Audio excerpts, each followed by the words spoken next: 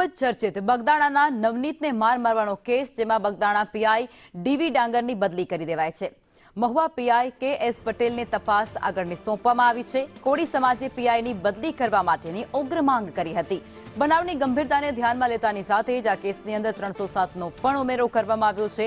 8 પૈકી 4 આરોપી 3 જાન્યુઆરી સુધીના રિમાન્ડ પર મોકલાયા છે. અન્ય 4 આરોપીઓને જેલ હવાલે કરવામાં આવ્યા છે.